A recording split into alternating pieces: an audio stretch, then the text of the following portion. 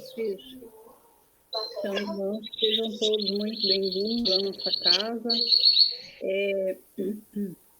A gente vai pedir, assim, tem alguns que não estão com a identificação, às vezes a gente entra pelo celular, ou enfim, no celular entra pelo computador e não fica identificado. Então, a gente vai pedindo que, na medida do possível, quem está mais permanente na nossa casa possa fazer as identificações para que a gente possa ir se comunicando melhor e para a nossa própria segurança. Então, muito obrigada pelo trabalho de hoje, pelas presenças. Sejam todos muito bem-vindos. E hoje nós temos conosco a nossa irmã Caroline Cortellini. Aqui nós temos a nossa Carolina Fontana, né? Mas também temos a Caroline Cortellini, a Carol é de Santa Maria. A Carol saiu de Santa Maria, foi para o Paraná, né, Carol? Mas a Carol é daqui de Santa Maria. E Carol vai trazer para nós um tema muito interessante hoje. Carol é evangelizadora também, né? Eles são cheios de atividades lá no Paraná. Estão sendo muito bem aproveitados lá, né, Carol? Então, já passamos de imediato para aproveitarmos bem esse tema maravilhoso de hoje, a casa construída sobre a rocha. Lembrando que ela é esposa do PC, para quem não conhece, a mãe da Mariana. Você já esteve aqui falando para nós sobre São Chegados os Tempos, faz bastante tempo. Então, Carol, seja bem-vinda.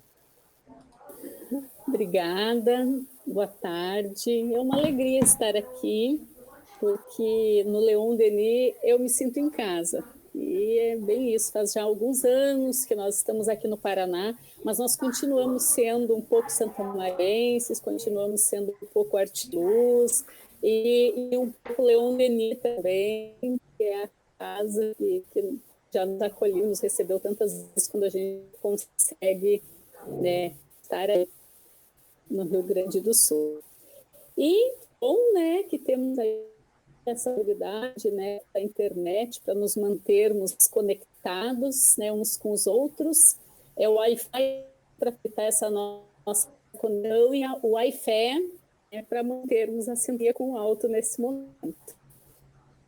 Bem, então hoje nós vamos fazer uma reflexão sobre um tema que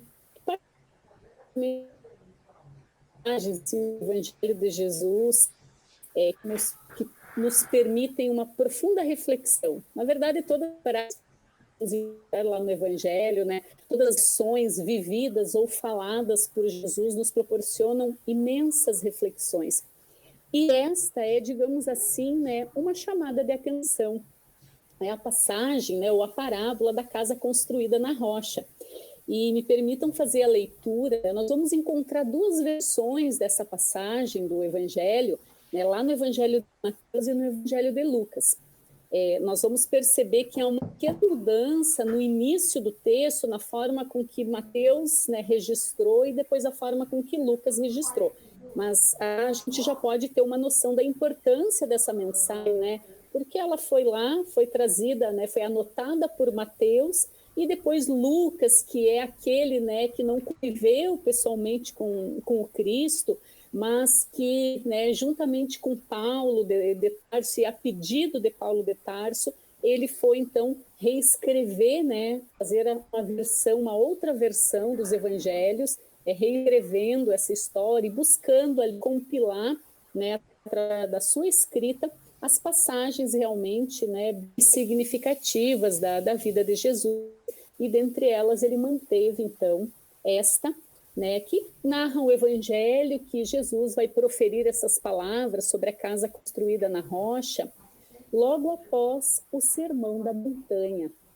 Então, né, todos aqui certamente já têm conhecimento do Sermão da Montanha, dessa que é uma poética e uma das mais belíssimas mensagens, né, que nós vamos ter registro ali nos evangelhos. Então, ao finalizar, né, as bem-aventuranças, Jesus faz essa chamada de atenção, é muito conhecido especialmente a altura, né, quando ele vai dizer: nem todo aquele que me diz Senhor, Senhor, entrará no reino dos céus, mas só aquele que põe em prática a vontade de meu Pai que está nos céus.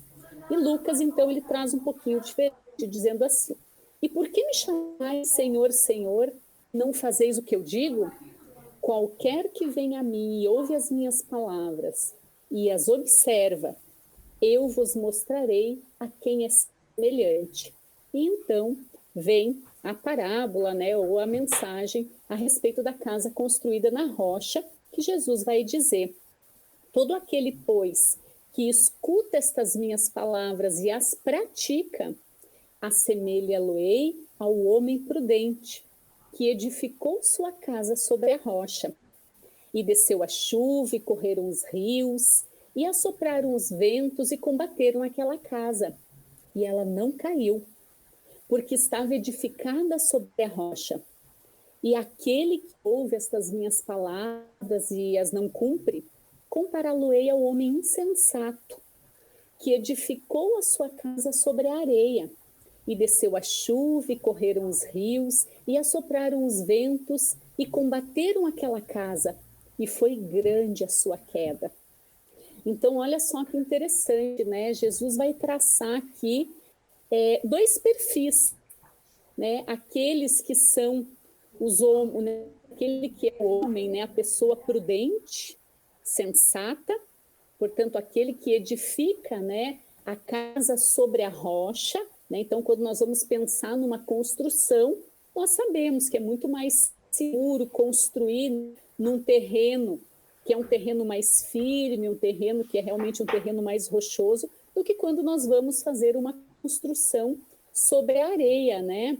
Ou num terreno, né, que é um terreno mais arenoso, né? Realmente é sempre muito mais riscos, né, das bases daquela construção não ficarem assim tão firmes e tão fortes, né? Então, quando pensamos nessa imagem utilizada por Jesus, né, é interessante, aí ele ainda vai dizer, né, que e desceram, olha só, né, e desceu a chuva, né, correram os rios, assopraram os ventos e combateram aquela casa. Mas a casa, né, edificada sobre a rocha, não caiu. Em compensação, aquela casa edificada sobre a areia, né, a casa do imprudente, caiu, né, que não conseguiu segurar-se, não conseguiu, né, ter a firmeza necessária, as bases necessárias para se segurar diante, né, das dificuldades ali com os ventos e com as águas soprando.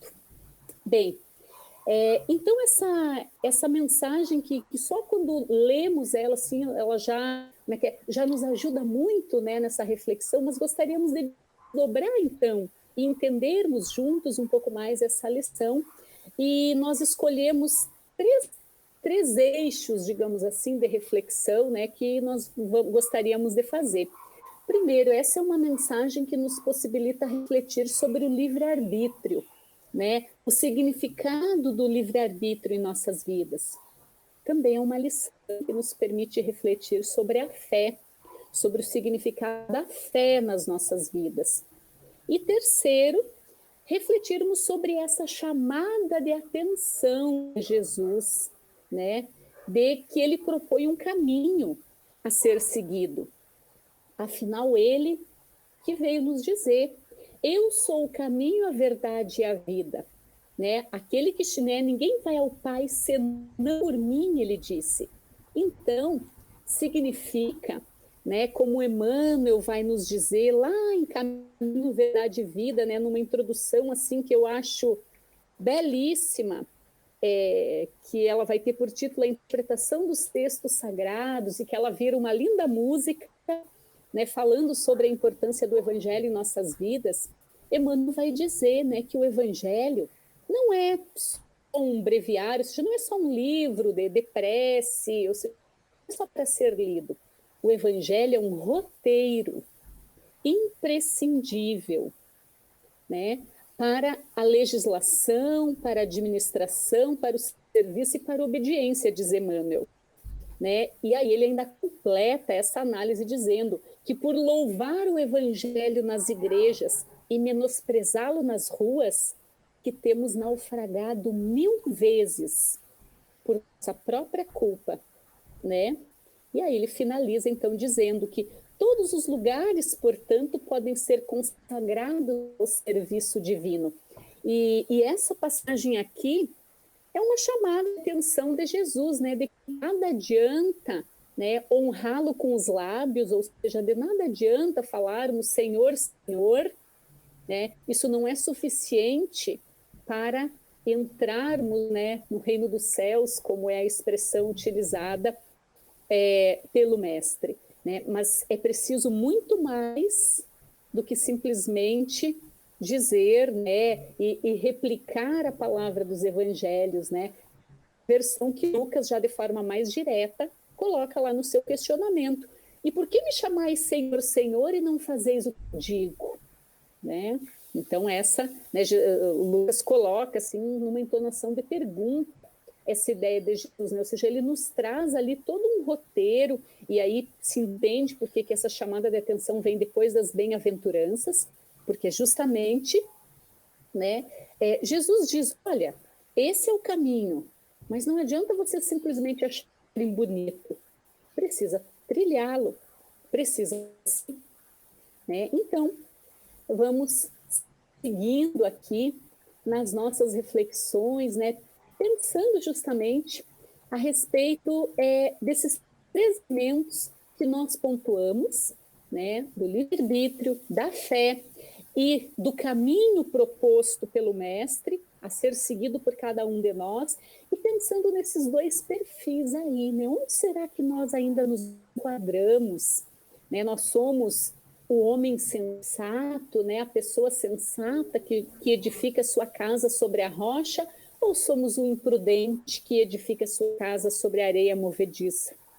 E aí, quando nós vamos tratar uma relação, né, desses 2 perfis com a mensagem de Joana de Ângeles, né, vamos encontrar que esse homem sensato é aquele da consciência desperta, é aquele que já despertou para as verdades imortais, é aquele que já conhece Jesus, porque não só lê o Evangelho, mas porque está naquele momento da árdua tarefa de praticar, né? De colocar em prática as suas lições. Enquanto que o homem imprudente, né, aquela pessoa imprudente que edificou a casa sobre a areia, ainda é aquele que se encontra, né, como Joana de Ângeles vai dizer, num estado de consciência de sono, aquele que vive para as questões, né, da vida material, aquele que enxerga a vida, né, enxerga a existência humana tão somente pelos olhos da matéria, e que, portanto, vai se encontrar limitado na sua forma de compreender o significado da vida, limitado na sua forma de compreender o que estamos fazendo aqui, por que estou passando por essa situação, né? Como eu devo me conduzir diante desta ou daquela situação, né? Afinal, gostamos de dizer que, e não é, né, já nem me lembro mais de onde vem essa proposta, mas a ideia de quando estamos diante de uma situação, né, podemos sempre nos perguntar, e Jesus? O que Jesus faria nesse momento? O que Jesus teria a nos dizer sobre isso se nós fôssemos pedir um conselho para Jesus?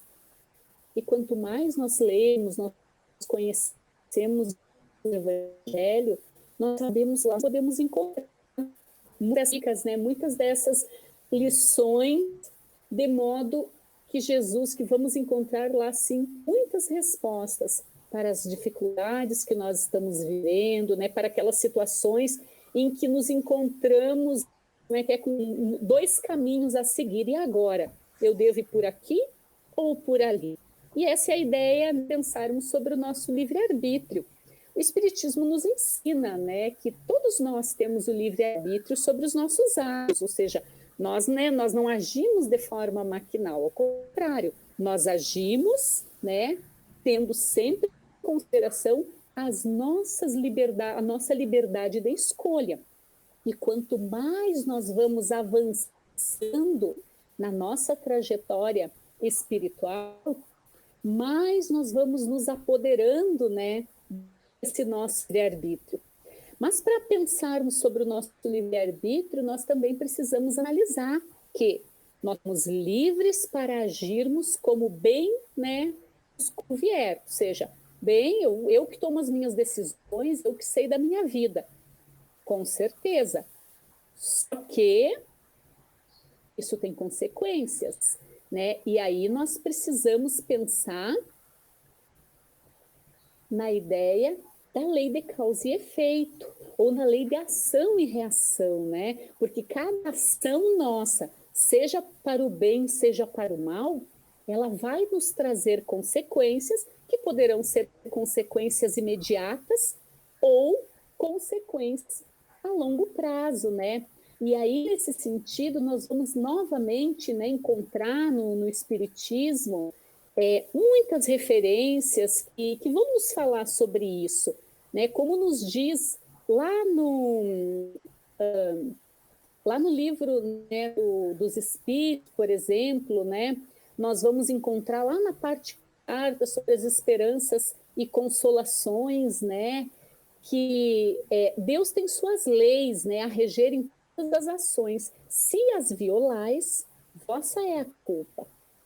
Indubitavelmente, quando um homem comete um erro qualquer, Deus não precisa proferir contra ele um julgamento, né?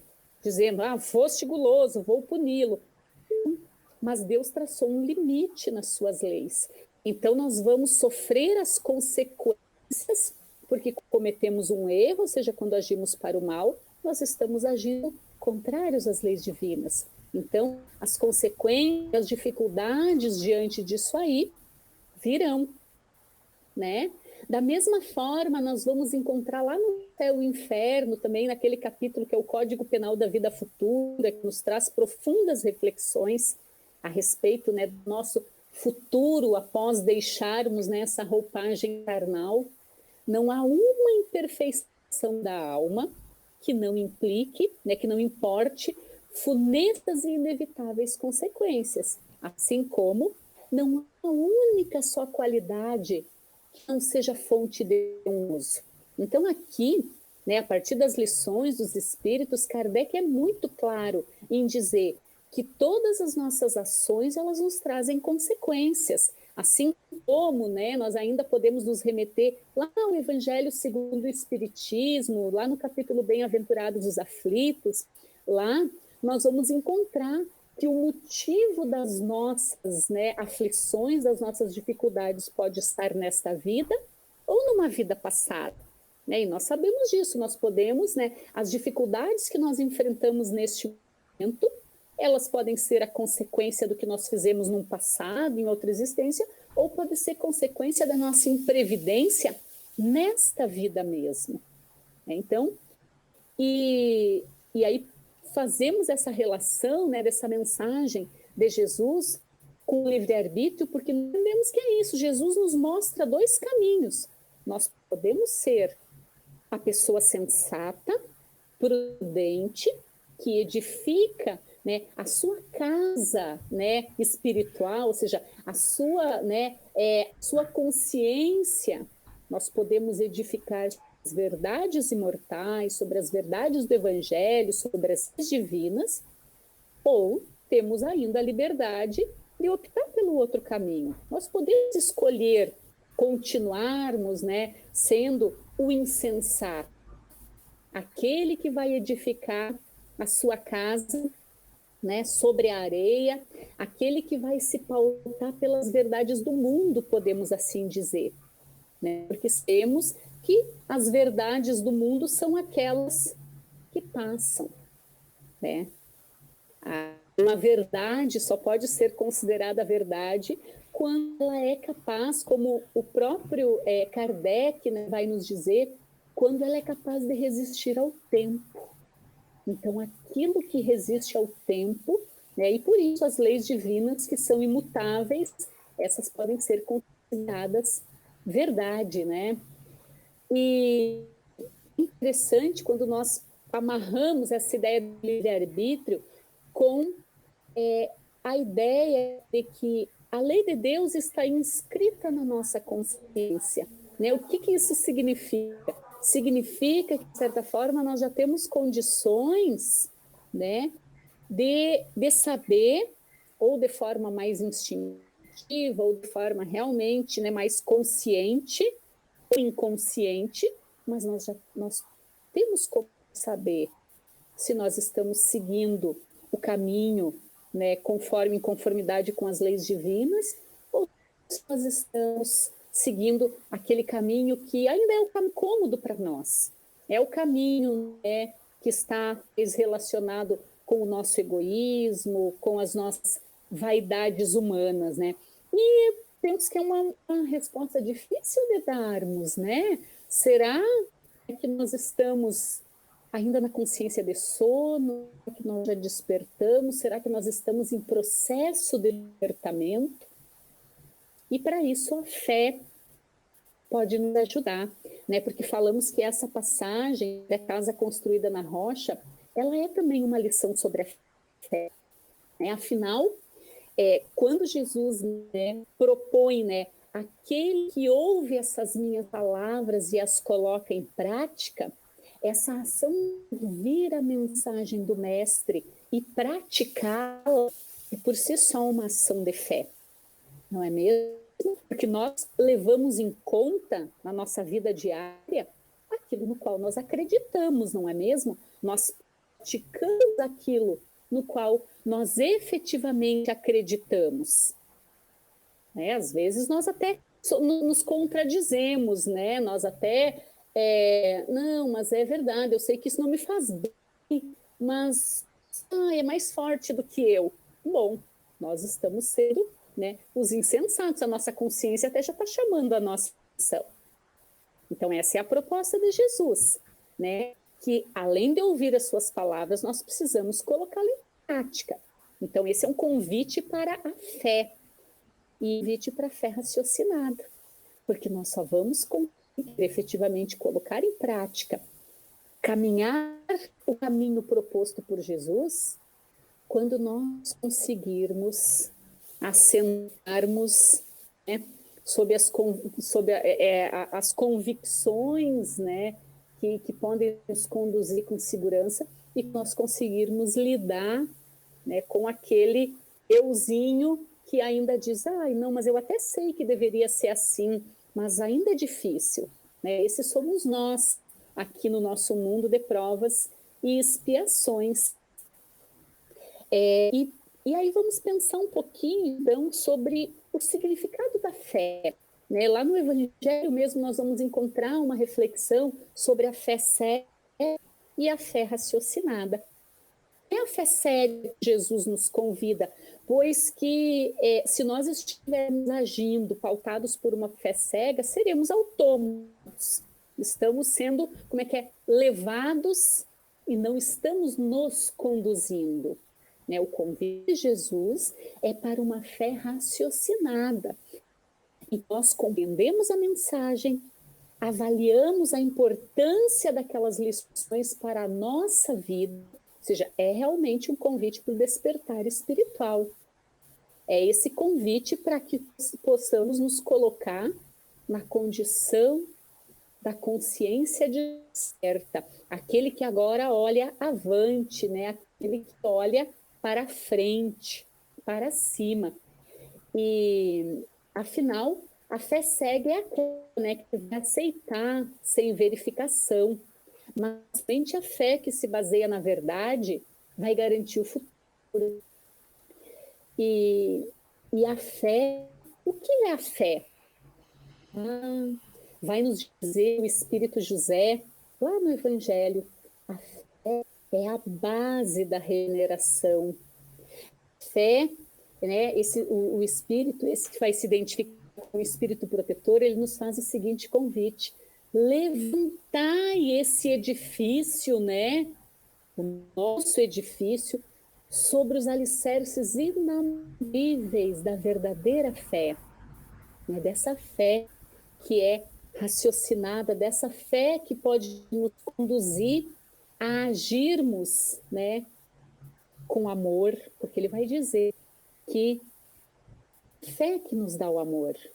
Então é quando despertamos para a fé que nos abrimos para as grandes virtudes, né? Nós precisamos ter esta convicção. E ele ainda nos faz uma chamada de atenção, né? Não admitais a fé sem comprovação. Essa fé cega, que é filha da cegueira.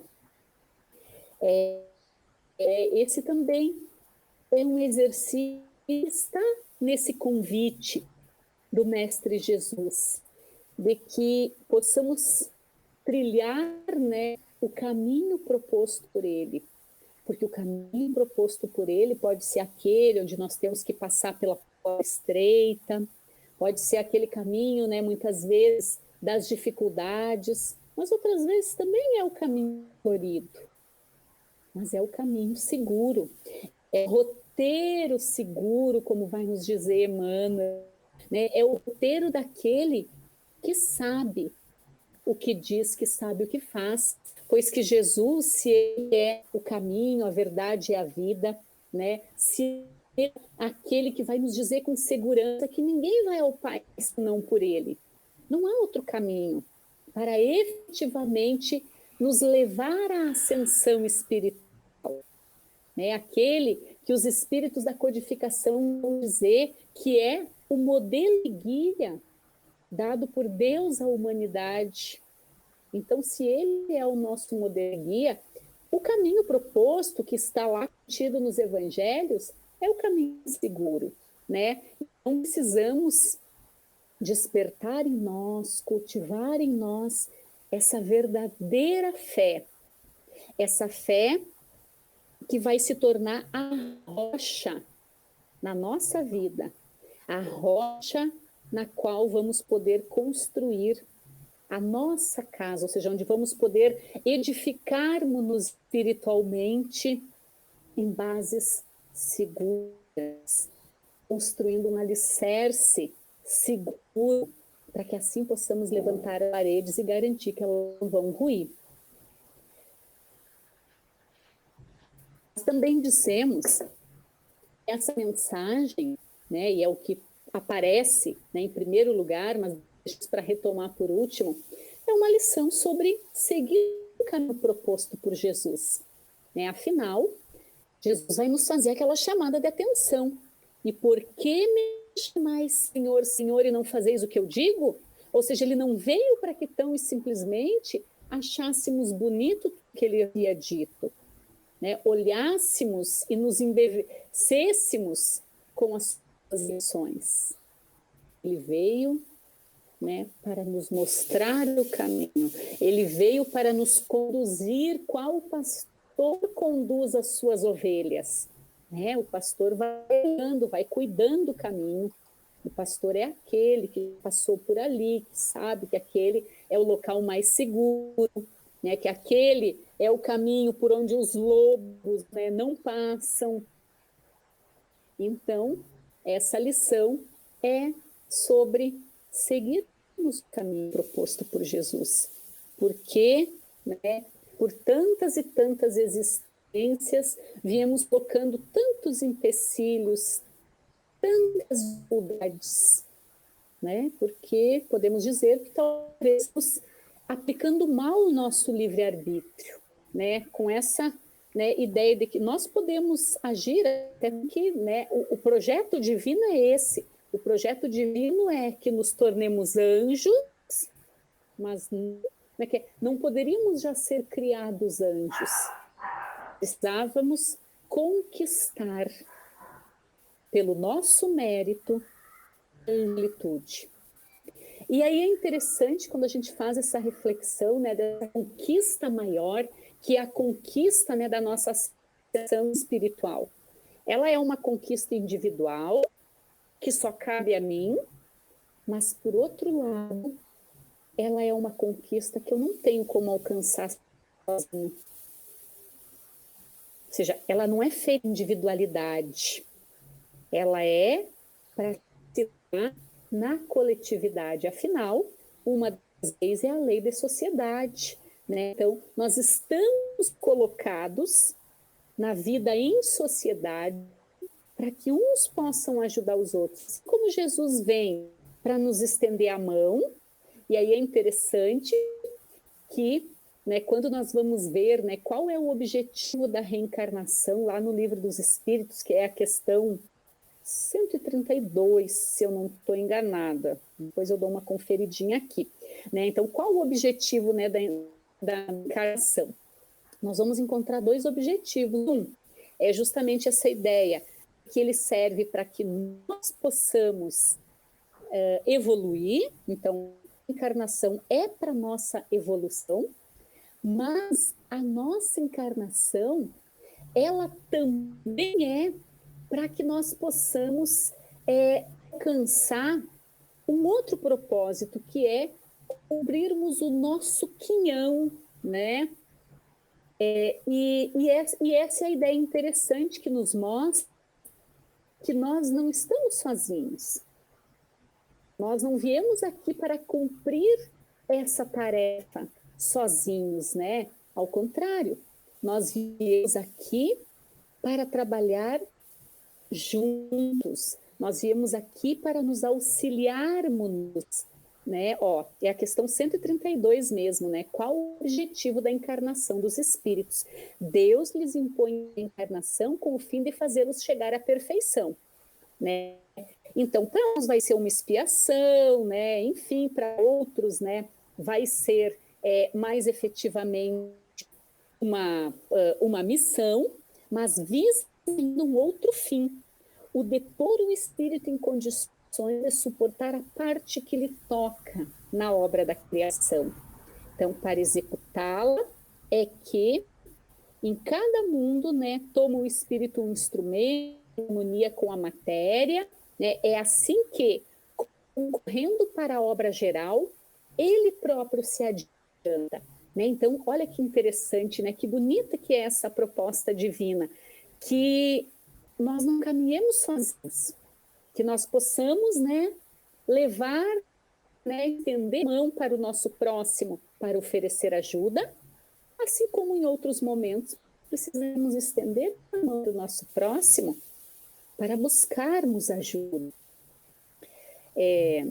Então, a ideia, né, sobre seguir o caminho de Jesus, né, o ano vai ser também bem duro, né, dizendo, né, que o caminho é falar e agir em consonância com o Evangelho, né? Ou seja, eu falo e ajo em consonância com o Evangelho que eu prego, né? E essa é uma situação complicada, né, que eu digo que para nós, né, que aceitamos esse convite de fazermos a exposição da mensagem do Evangelho, é bem difícil, porque as pessoas vão procurar em nós, né? E nós que nos dizemos espíritas, nós que nos dizemos cristãos, as pessoas vão procurar Jesus em nós, né? Vão procurar aonde está.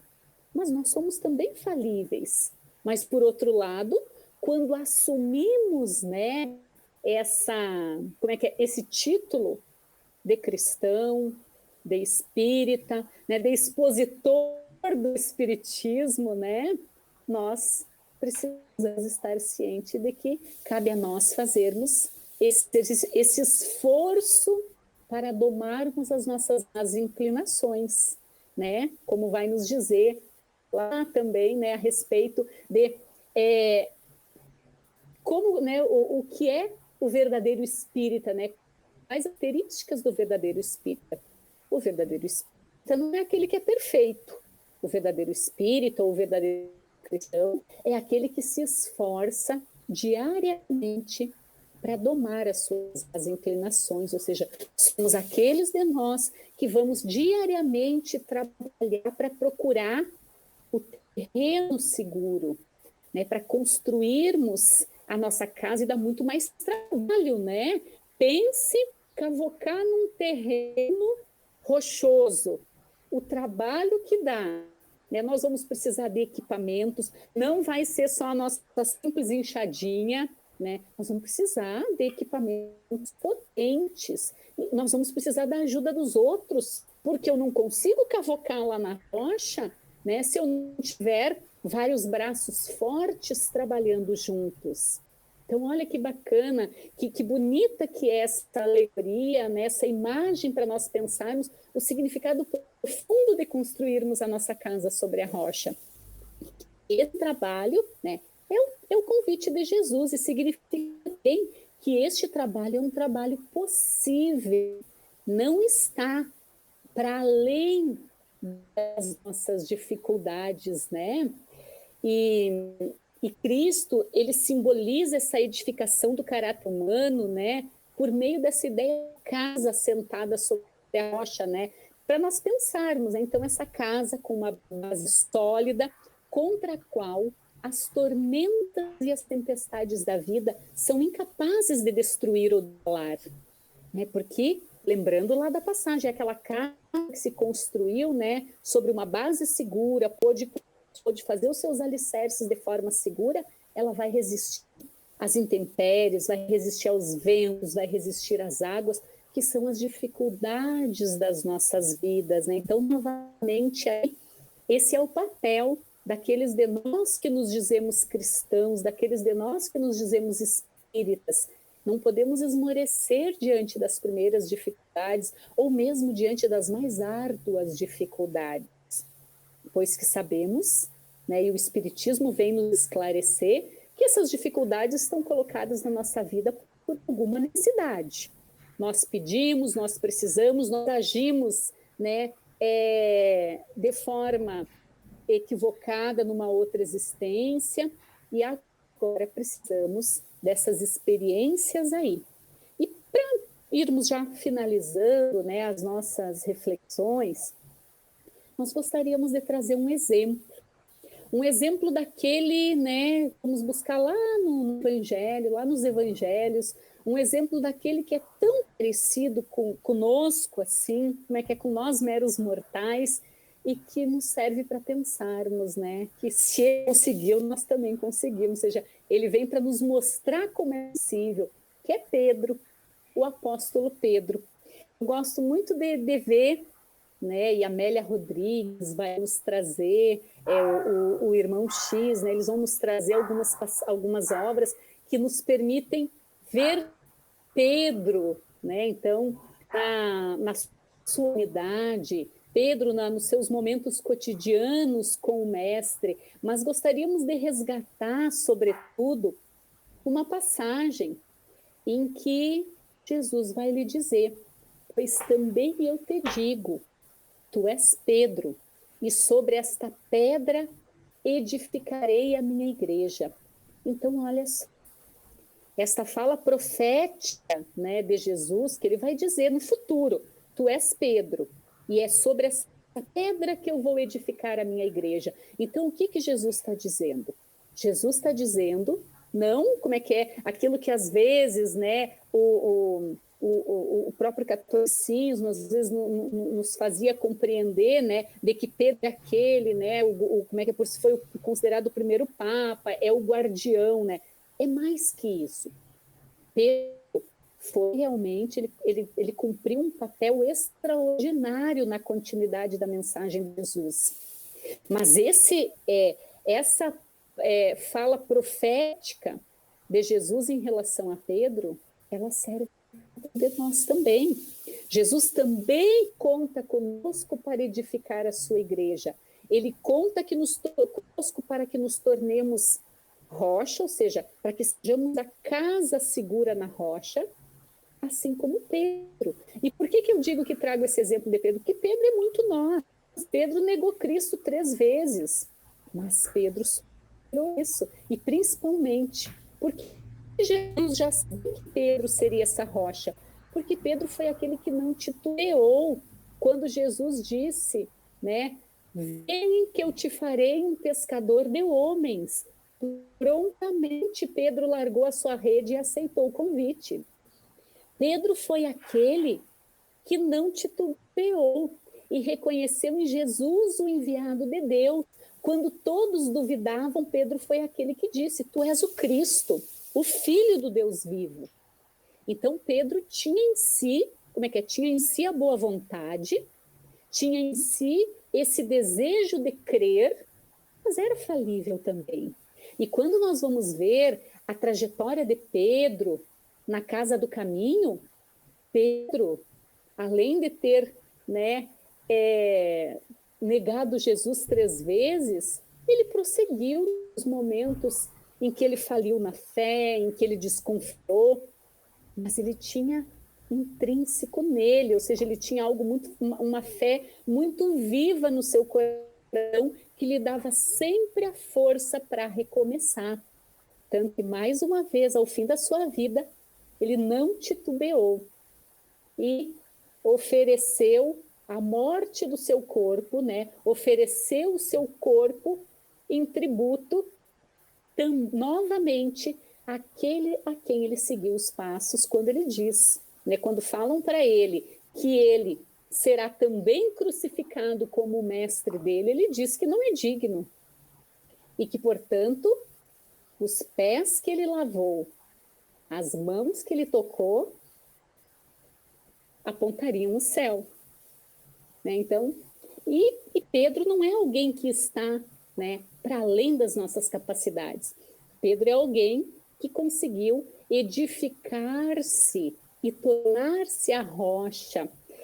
E é nesse sentido que, quando o mestre diz que vai edificar a sua igreja, né, sobre esta rocha que é Pedro, o mestre também diz: e eu te darei as chaves do reino dos céus.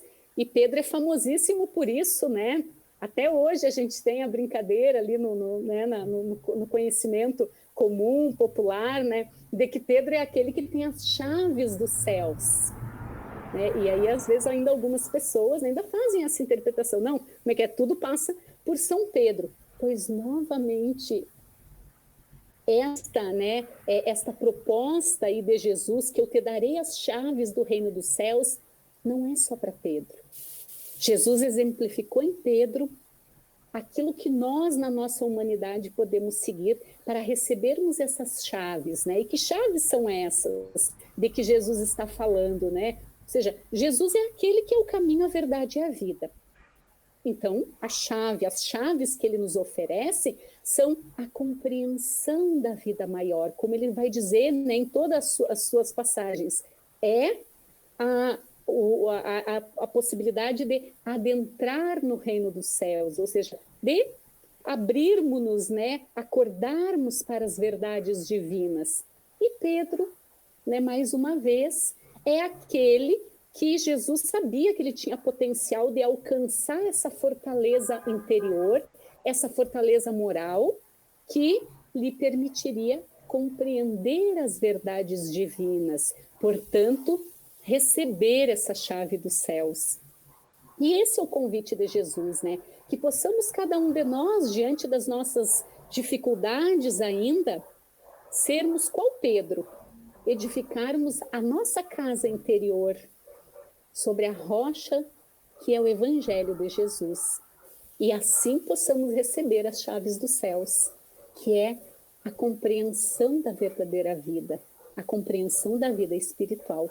E assim como Pedro, como pedras, como essa fortaleza, poderemos estender a mão aos nossos irmãos de jornada para caminharmos juntos, porque é só juntos que conseguiremos ascender e chegar à angelitude.